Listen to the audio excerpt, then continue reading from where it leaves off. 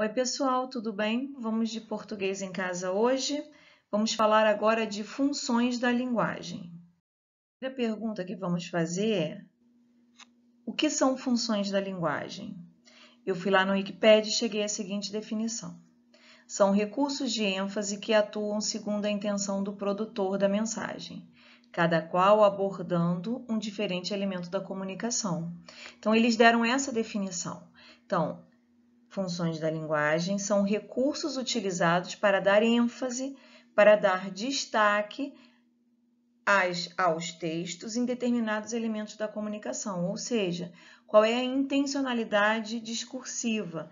Então, estudar funções da linguagem é estudar também a coerência. Quem começou a fazer isso foi o linguista russo Roman Jakobson, que dividiu as funções da linguagem em 6 componentes da comunicação. Para cada componente, eu tenho uma função, o que significa dizer que, quando eu foco num determinado elemento da comunicação, eu seleciono estratégias discursivas diferentes, porque eu tenho objetivos diferentes.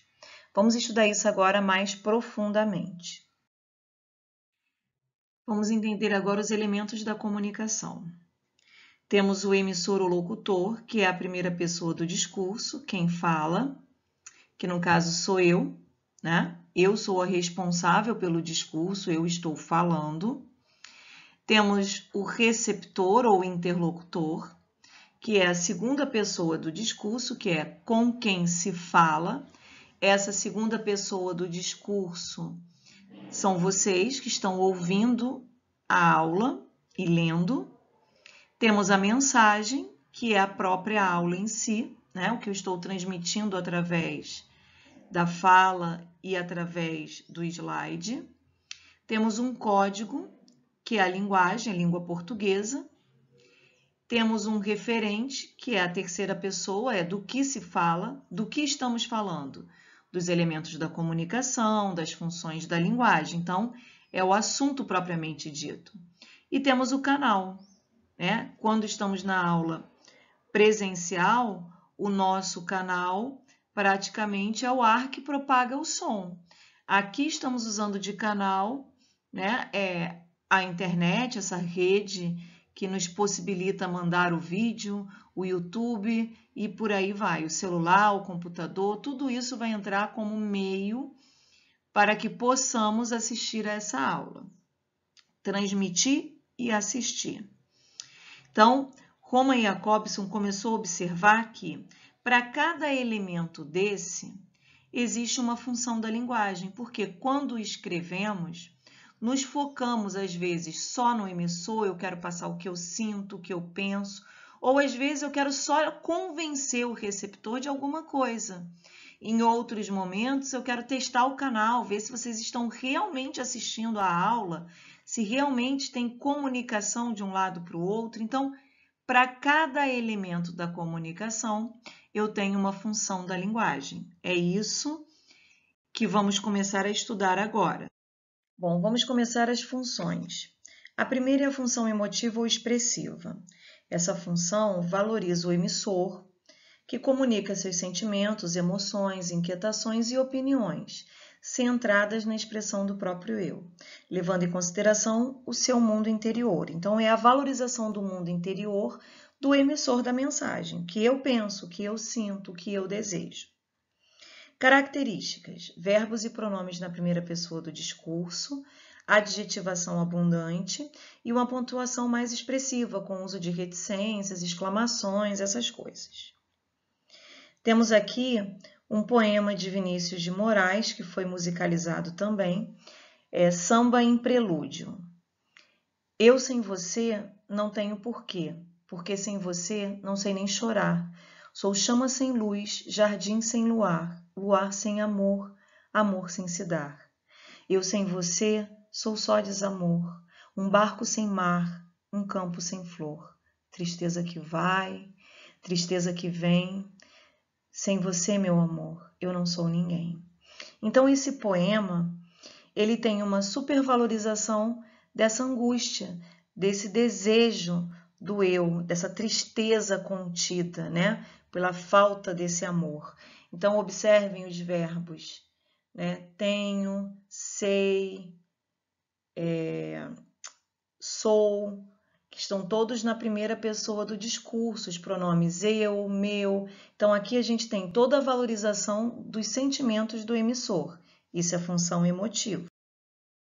A função apelativa ou conativa, ela está diretamente vinculada ao receptor, no qual o discurso visa persuadi-lo, conduzindo a assumir um determinado comportamento.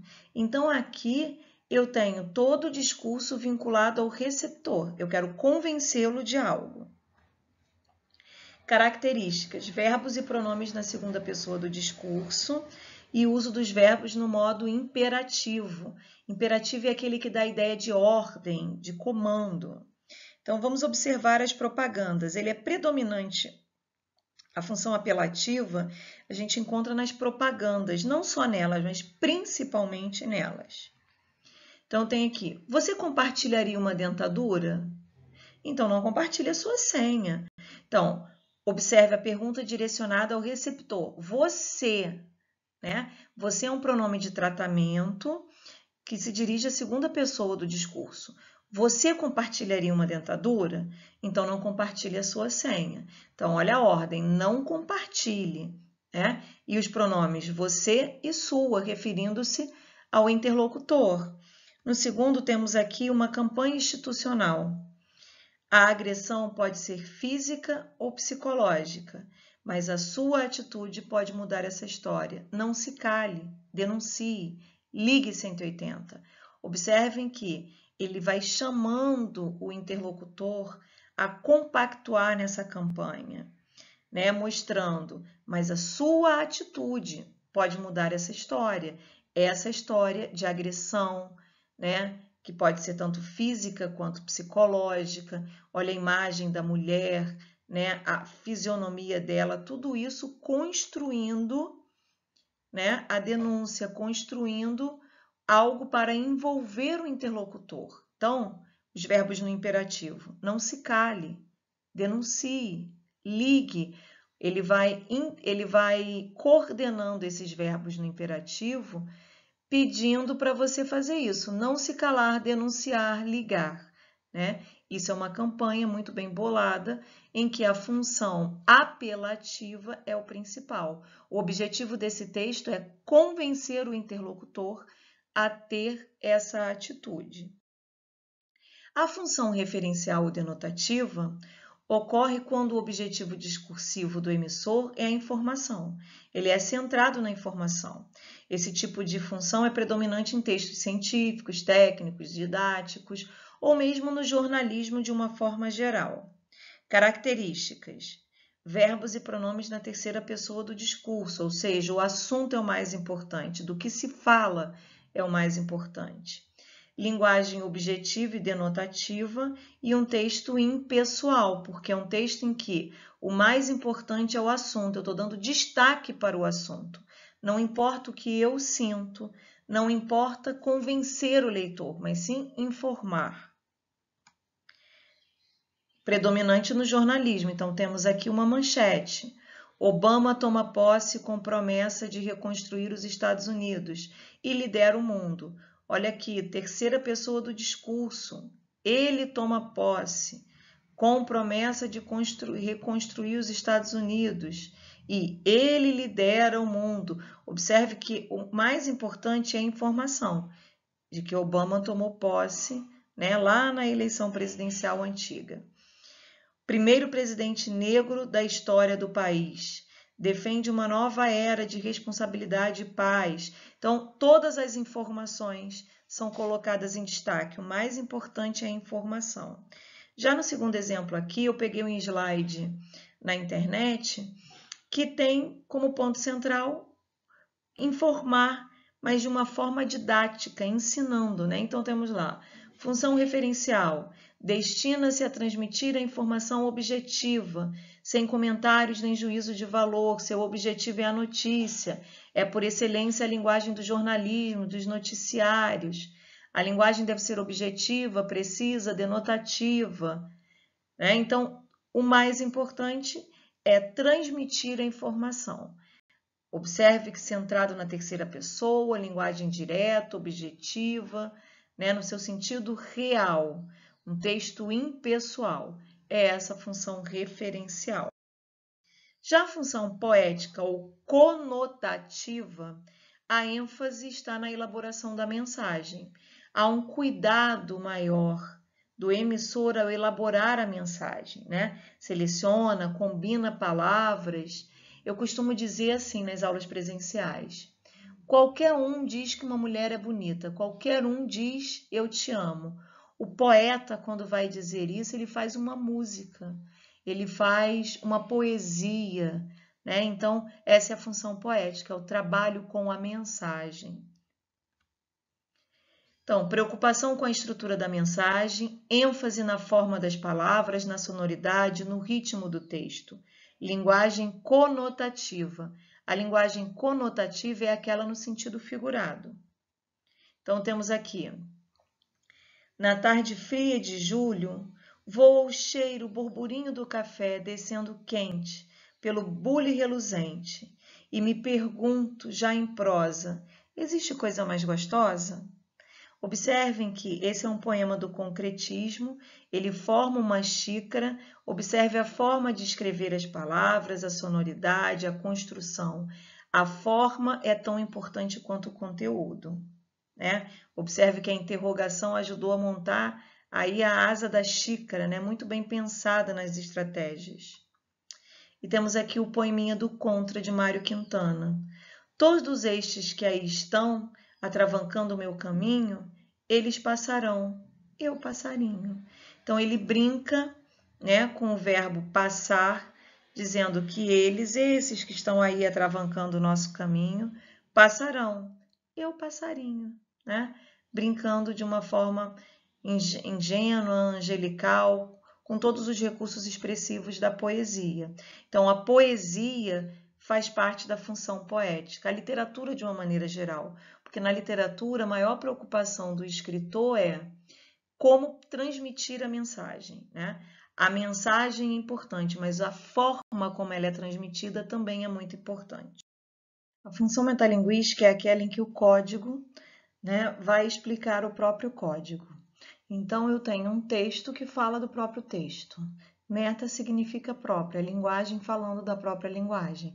Podemos ter metalinguagem numa pintura, num filme, no teatro, em qualquer lugar, né? Então, quando eu penso na metalinguagem no quadro, seria aquele tipo de quadro em que o pintor coloca ele mesmo fazendo a sua pintura e por aí por diante. Então, qual é a característica? Além de estar centrada no próprio código, na própria linguagem, as definições e os conceitos. O dicionário seria o exemplo clássico disso. A gente tem aqui em azul as palavras que vai estar explicada, classificada com todas as definições. Então, isso é a metalinguagem, a linguagem explicando a própria linguagem.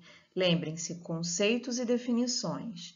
Peguei uma poesia de Cassiano Ricardo para exemplificar, e aí ele faz: o que é poesia? Uma ilha cercada de palavra por todos os lados. O que é o poeta? Um homem que trabalha com o suor do seu rosto, um homem que tem fome como qualquer outro homem. Então, o que ele construiu aqui? O texto explicou o próprio texto. O texto falou da construção dele mesmo. Isso é metalinguagem. Tudo bem? Função fática, nossa última função, vai estar centrada no canal e o objetivo do emissor é estabelecer o contato. Então, ele vai verificar se realmente está tendo comunicação entre emissor e receptor. A finalidade é testar o canal. Então, expressões usadas em cumprimentos, né? Porque essa função é muito utilizada no início e no final das comunicações. Então, bom dia, tudo bem? Oi, tchau, como vai? Essas estruturas marcam a função fática. Então, temos aqui uma tirinha. Parece que vem chuva. E dizem que a arte da conversação está morta. Então, esses ahãs aí que apareceram na conversa né? Na realidade, é só o uso dessa função fática. Os dois mantendo algum tipo, entre aspas, de comunicação, mesmo que mínima, mostrando que estão escutando o que o outro está falando, né? Isso é função fática. E temos uma música do Paulinho da Viola. Olá, como vai? Eu vou indo. E você, tudo bem? Tudo bem, eu vou indo, correndo pegar meu lugar no futuro. E você? A música é toda construída nisso, né? A ideia é um sinal fechado, sinal de trânsito, em que a gente teria a imagem, pelo menos quando eu leio é essa imagem que eu faço, 2 carros parando a cada sinal. Então, a cada sinal se tenta estabelecer a comunicação. Eu começo, olá, como vai? Eu vou indo. E você? Tudo bem? Tudo bem, eu vou indo pegar meu lugar no futuro. E você? Pois é, eu vou indo. E aí vai continuando sempre na tentativa de estabelecer essa comunicação. Isso é a função fática. Para finalizar, vamos unir elementos da comunicação a funções da linguagem. Se eu estou centrada no emissor ou no locutor, na primeira pessoa, função emotiva ou expressiva. Se eu estou ligada no receptor ou no interlocutor, função conativa. Agora, se a minha finalidade é estar ligada à mensagem, a função é poética. Porém, se eu estiver ligada ao código, função metalinguística. Se estou centrada no referente, no assunto, função referencial. E para finalizar, centrada no canal, função fática. Tudo bem, meus amores? Deu para entender? Então, finalizamos por aqui. Muito obrigada, bom estudo e até a próxima aula. Beijos!